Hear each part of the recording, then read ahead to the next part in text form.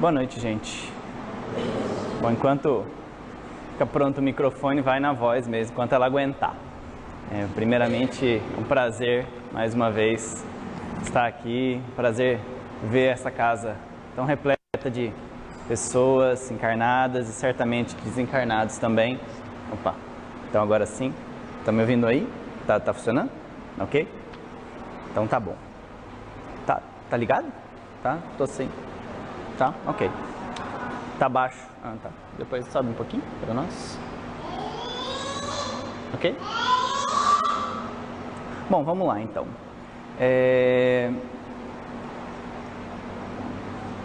Há 2000 anos, é um dos livros mais belos que o Espiritismo já produziu, e ele traz uma passagem lá no capítulo 5, onde Lívia, esposa de Públio Lentulus, vai às catacumbas para ver uma pregação cristã.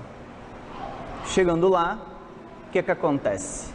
Eles, ao final da pregação do apóstolo João de Antioquia,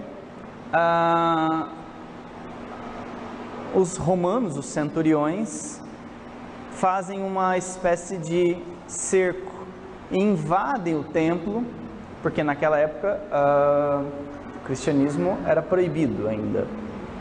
E aí então eles começam a querer prender as pessoas. Nisso, algumas pessoas que estão nas catacumbas começam a derrubar as lâmpadas, as lamparinas, para que na confusão, na escuridão, essas pessoas pudessem escapar ou não fossem vistas, porque ali haviam pessoas da sociedade, como ela, a própria Lívia.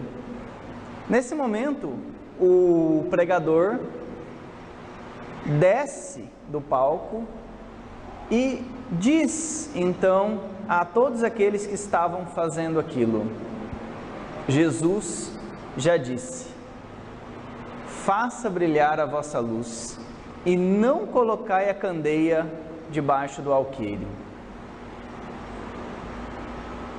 Eu queria comentar com vocês acerca dessa frase, que inclusive dá título ao capítulo 24 do Evangelho segundo o Espiritismo: não coloque a candeia debaixo do alqueire, mas faça brilhar, coloque-a aonde possa iluminar a todos. Bom, inicialmente a passagem ela é emblemática, porque as pessoas estão se escondendo, né? Elas estão negando a sua fé, elas estão querendo fugir, não declarar que são cristãos, que ali estão para serem praticantes, e aí obviamente vão ser presos, né? Porque o culto... Então, debaixo do alqueire, à primeira vista parece assim: não negue a sua fé, né? Faça valer a sua fé, independente da situação em que ela possa ser colocada à prova. Não negue aquilo que você acredita. Mas essa é só a primeira camada, porque a gente pode pensar em outras. Vamos pensar na dimensão da luz, fazer brilhar a sua luz. Se a gente pegar lá no Sermão da Montanha, a sequência é exatamente essa. Jesus diz: fazei brilhar a vossa luz, e logo depois não botai essa luz debaixo do alqueire. Essa luz, essa candeia, é uma lamparina. E o alqueire era como se fosse um balde, como se fosse uma lata. Você coloca a luz debaixo para que ela fique protegida do tempo. Então, fazer brilhar essa luz, de certa forma, é trazer aquilo que eu tenho e que pode contribuir com o mundo, que pode contribuir com a iluminação da Terra, para que eu possa colocar isso em exercício. Se a gente fosse pegar o vocábulo luz e tentar defini-lo de alguma forma, em que ponto a gente colocaria? Bom, a gente poderia falar primeiramente de fé. Então a nossa fé é a nossa luz interior, é a nossa chama, aquilo que nos ilumina, aquilo que nos empolga, traz aqui a maioria de nós vem aqui por conta da sua fé. Vamos analisar um pouquinho a fé. Khalil Gibran tem uma frase linda sobre a fé. Ele diz que a fé é um salto no escuro para os braços de Deus. Aquele que não tem fé não salta e nem abraça, permanece no escuro. Então, a ideia da fé associada à luz está bem presente aqui. Quando nós nos lançamos nos braços do Mestre e nós nos contagiamos com a sua luz, normalmente nós deixamos a escuridão do vazio, a escuridão do desamparo, a escuridão do sofrimento. Então, um correlato da luz está aqui. Mas a fé também foi analisada por outros pensadores. Por exemplo, o apóstolo Tiago tem uma frase interessantíssima sobre a fé. Aliás, ele tem um tratado sobre a fé, que culmina com: a fé sem obras é morta. Ou seja, então a fé nesse momento ela vai ser associada a uma característica de ação. Jesus revitaliza essa ideia da ação em todas as suas frases. Os verbos no imperativo: segue-me, ide, pregai, batei, buscai, são todos verbos de ação. Então a fé não pode ficar paralisada, a fé tem que ser uma fé em movimento. E tem mais um aspecto interessante acerca da fé, que lá no Evangelho de Mateus vai nos dizer: a fé sem razão desfalece. Kardec pega esse versículo e vai dizer que a fé é aquela que pode enfrentar a razão face a face em qualquer época da humanidade. Então a fé precisa também ser raciocinada, ela não pode ser dogmática, ela não pode ser fascinada, ela não pode ser de alguma forma fundamentalista, para usar uma palavra que está em voga atualmente.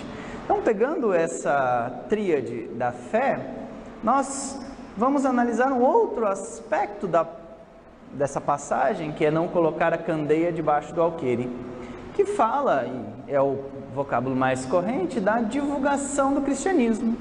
Então, colocar a luz onde todos podem ver, colocar a luz para que todos possam partilhar dela, que era muito comum na época, nas casas. E quem morou aqui na roça sabe disso. Era um lampião, uma lamparina na parte alta da casa que iluminava tudo. Essa é a ideia de partilhar o conhecimento. Só que aí tem uma questão interessante que o próprio Kardec coloca lá no Evangelho. Mas e o JC que falava por parábolas? Jesus falava por parábolas, não sempre, mas muitas vezes, porque ele entendia que não se deve dar pérolas aos porcos. Ou seja, ele falava por parábolas porque nem sempre as pessoas estão preparadas para receber a luz. Nem sempre as pessoas estão preparadas para receber a mensagem. Então ele falava de uma forma que fizesse sentido para aqueles que tinham uma compreensão aqui e para aqueles que tinham uma compreensão aqui. A sequência do Evangelho é muito legal, porque o versículo seguinte que acaba essa parábola, Jesus termina essa parábola assim: porque aquele muito lhe será dado, e aquele que nada tem, o pouco que tem lhe será tirado. E é muito legal, porque se a gente for pensar, o materialista, ele pega essa frase, ele olha e fala: tá, pô, faz sentido, cara. Se eu tenho muito, eu vou aplicar o que eu tenho, vai render, eu vou ganhar mais. Se eu não tenho pouco, eu vou ter que pegar esse dinheiro que eu tenho, vou gastar com comida, vou gastar com moradia, não vai ficar com nada mesmo. Tá aí, faz sentido, é legal. Agora, aquele que tem mais compreensão vai entender de outra forma. Vai entender como? Aquele que muito tem, no caso, os apóstolos, na época de Jesus, podiam absorver mais dos ensinamentos de Jesus. Aqueles que pouco tinham, até o pouco que tinham, tinha que lhe ser tirado. Por quê? Porque não era verdadeiro. Essa é a grande questão. O pouco que as pessoas tinham era repleto de falácias, era repleto de obscurantismo, era repleto de inverdades que precisavam ser desconstruídas para que então viessem coisas mais interessantes. Vou dar 2 exemplos. Paulo de Tarso, enquanto ainda era Saulo, repleto de verdades, repleto de ódio, repleto de uma determinação férrea contra o cristianismo. O que aconteceu? Tudo isso teve que ser retirado. Paulo teve que ficar cego, e essa metáfora de Paulo ficar cego é muito legal, quero chegar nisso daqui a pouco, mas ele teve que ficar cego, para que ele pudesse então enxergar verdadeiramente aquilo que ele precisava fazer, que era a sua verdadeira missão de apostolado. Um outro exemplo mais contemporâneo nosso, André Luiz. Quem leu o livro ou viu o filme vai se lembrar. André Luiz era o quê? Era médico. No plano espiritual foi ser faxineiro. Para quê? Para aprender o funcionamento do hospital onde ele estava trabalhando. E todas as verdades que ele aprendeu na terra, teve que abandoná-las paulatinamente e abraçar novos horizontes. Tanto é que depois André Luiz não vai mais exercer a medicina, vai ser escritor, vai fazer outra coisa da vida. Então, essa ideia de que nós precisamos perder alguma coisa para ganhar, para que nós possamos ter mais, é uma ideia muito cara a essa dinâmica das parábolas de Jesus. Mas não fica por aí. Por exemplo, o Hamed tem uma frase que eu acho muito legal, que ele diz: para encontrar a verdade é preciso aceitar-nos e darmos espaço para o sentir equilibrado, sem repressões ou entorpecimentos.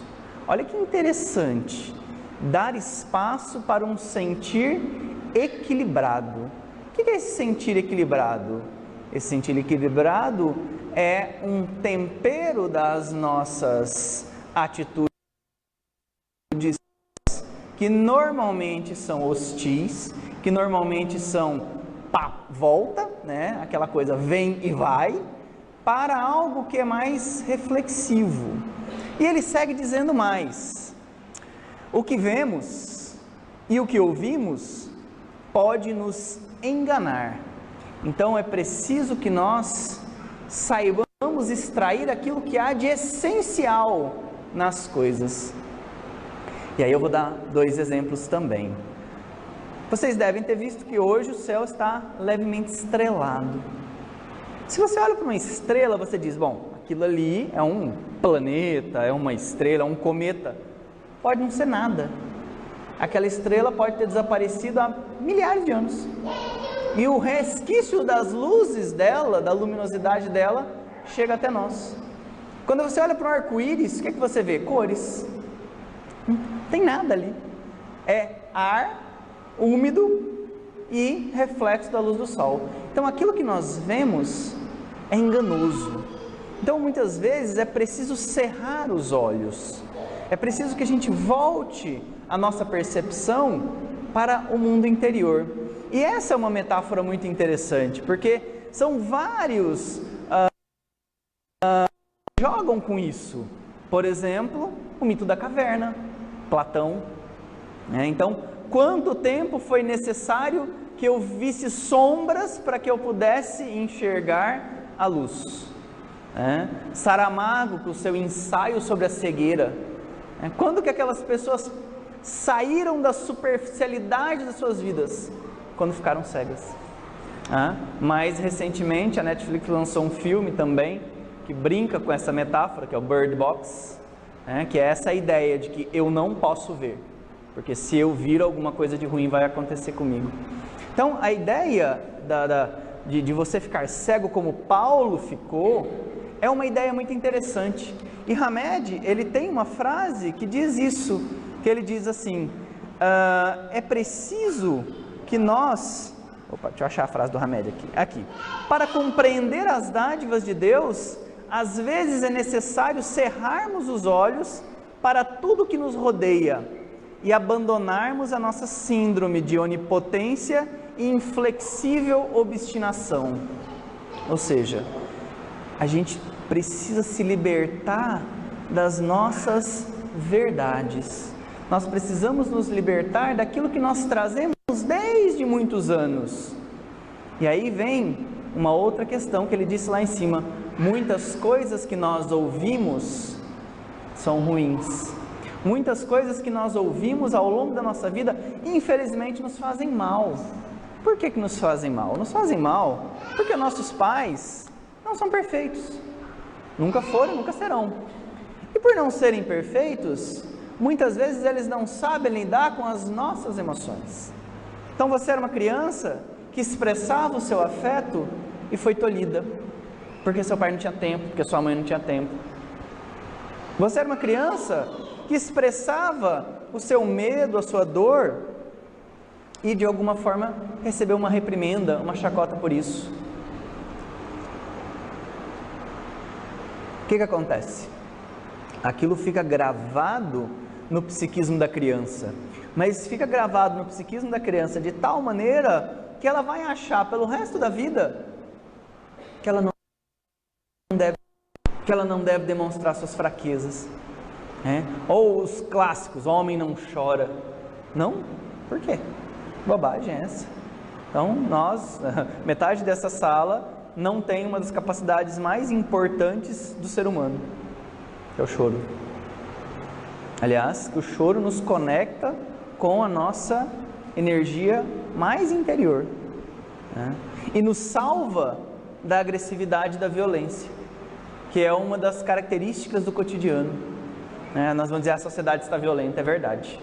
As pessoas estão violentas por quê? Porque elas estão pensando menos, elas estão falando menos, elas estão chorando menos e elas estão agindo mais. As pessoas se matam no trânsito, não nos acidentes, nas brigas. As pessoas se matam em casa. Por quê? Porque elas falam menos umas com as outras, porque elas choram menos.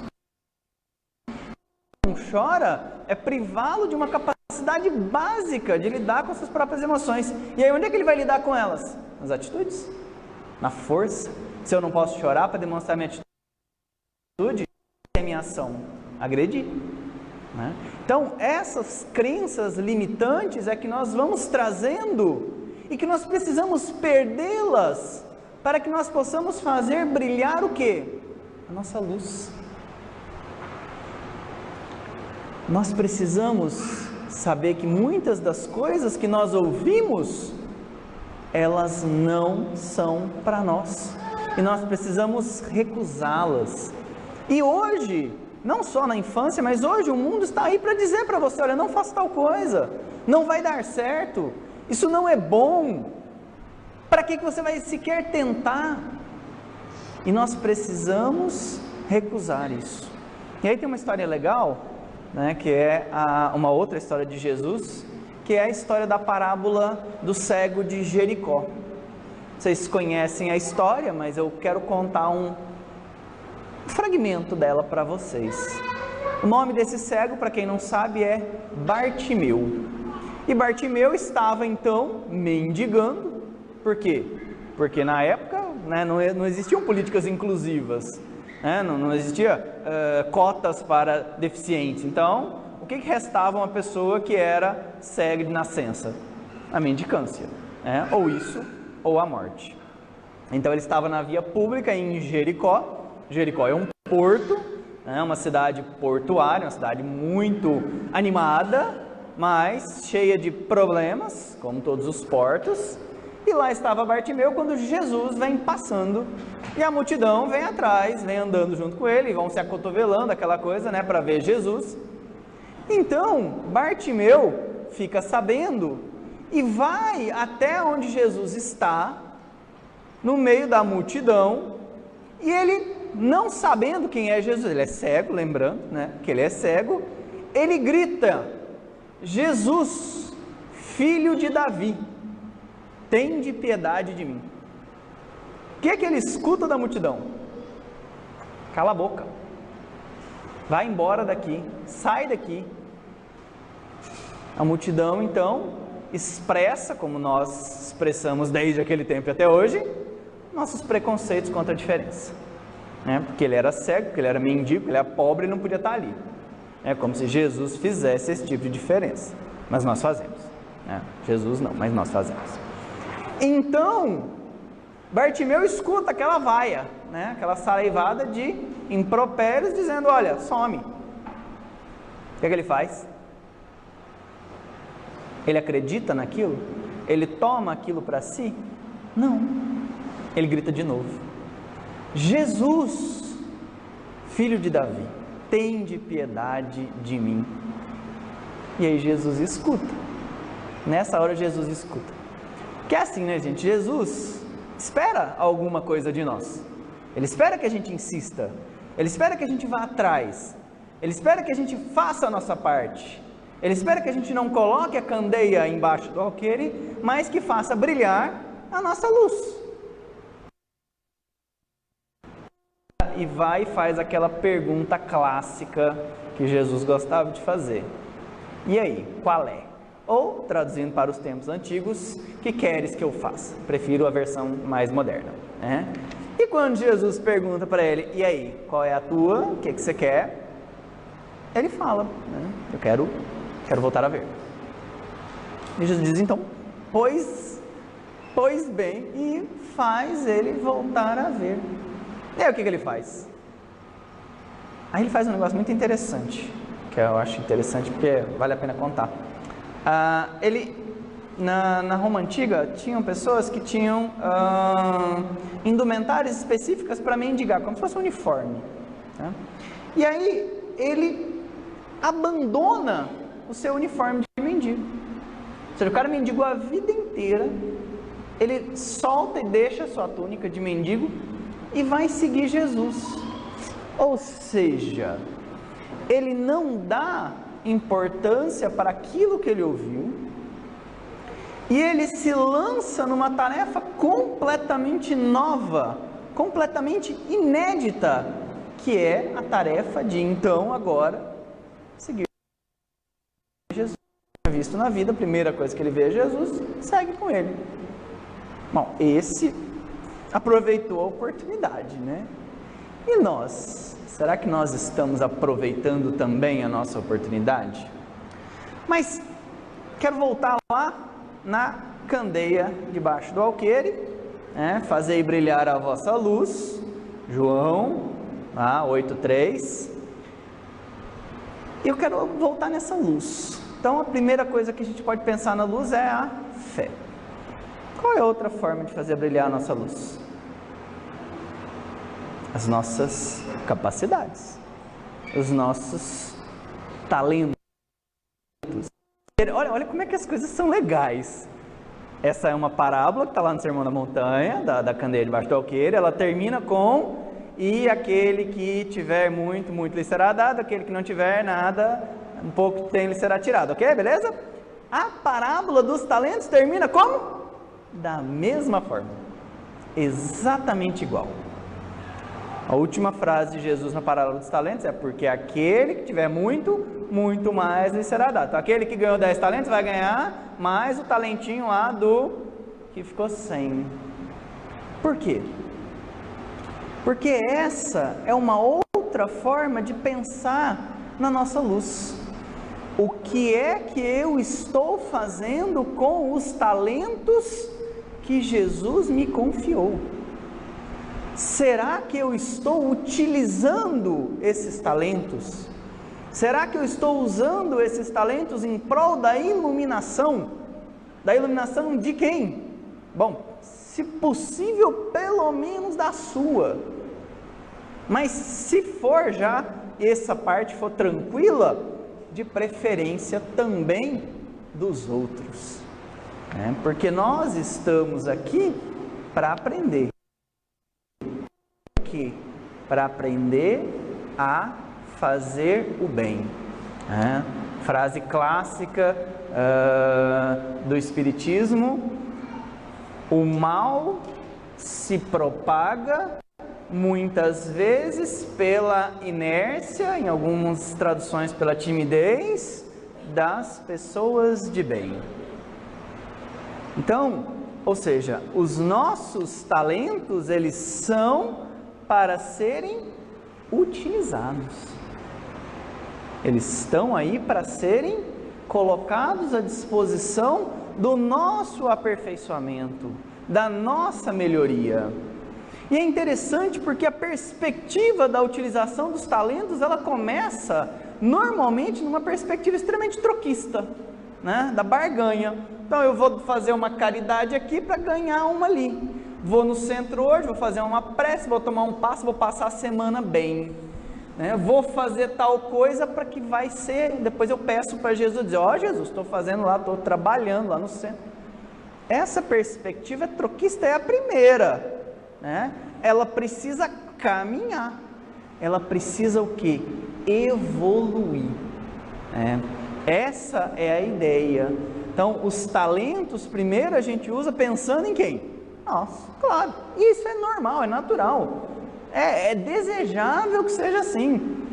O narcisismo, que todos falam tão mal, é um afeto, é uma energia voltada para o meu aperfeiçoamento, para a minha melhoria, isso é importante. Mas a pergunta que fica é, até quando vai ser só para mim? Então essa é uma pergunta importante. Agora, o que acontece muitas vezes? Muitas vezes a gente não utiliza esse talento. A gente esconde esse talento, a gente enterra o talento. E aí quando vem o Senhor e pede conta dos talentos, porque vai pedir. Se ele aplicou em você, porque como diz a parábola, tu que semeias, tu que colhes onde nem semeaste, olha a ideia. Olha que bacana essa ideia, né? Colhe onde nem semeaste. Então, é um Senhor que presta contas com rigor. Nós sabemos que também com a parte do rigor, por enquanto, que nos interessa. Então, quando esse Senhor vem e pede contas, o que a gente tem que fazer? Tem que apresentar. E normalmente o que a gente faz? Normalmente a gente esconde o talento. E aí, quando ele vem pedir contas, a gente faz as duas coisas naturais do ser humano. Ou se pune, e aí o mecanismo de punição que a gente mais utiliza se chama culpa, e eu já disse isso aqui outras vezes, em outras oportunidades na casa, eu acho a culpa um afeto absolutamente sem sentido, não serve para nada, a não ser para nos fazer sofrer. Então a gente pega e a gente se pune através da culpa, ou a gente se justifica. A gente enche a nossa vida de desculpas. Não fiz por isso. Não fui até sua casa, não fui porque, olha, fez sol, porque choveu, porque eu tive que levar minha avó na aula de jiu-jitsu, então assim, estava difícil. É complicado isso, Então as desculpas são muitas e vão se empilhando e a gente vai continuando. Até que ponto? Essa é a pergunta que Jesus vai fazer para você. Até que ponto você vai preferir sofrer? Porque é um sofrimento, né, gente? Vamos combinar, vamos conversar aqui assim, intimamente. É um sofrimento atroz esse.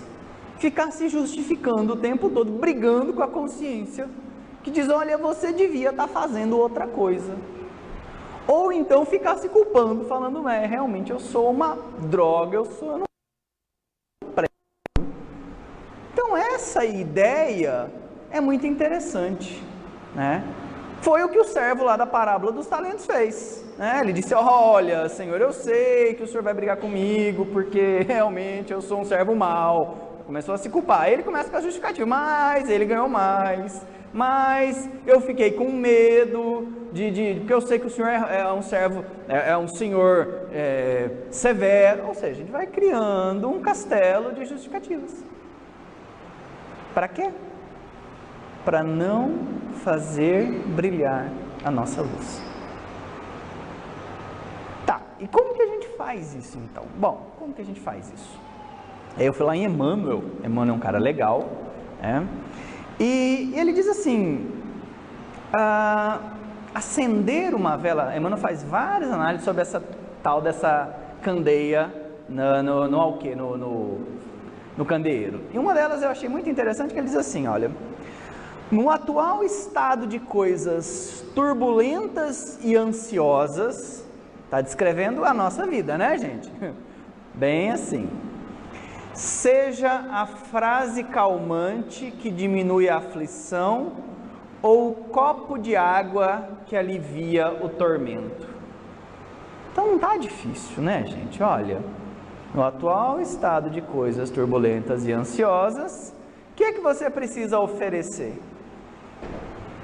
Uma frase calmante, um copo de água fria, a tua paciência, a tua tolerância, a tua indulgência. Segue o Emmanuel lá dizendo, se esforce por não aumentar as lágrimas que rolam em abundância. Também não está difícil, é só não infligir mais sofrimento naqueles que estão ao nosso redor.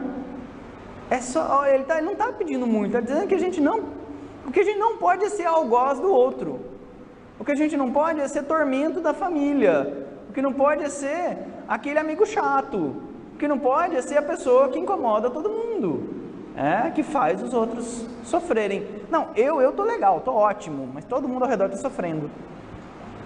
Essa postura é ruim, né? Nem alargar os conflitos que obscurecem a vida. Finaliza o mentor de Chico Xavier dizendo isso.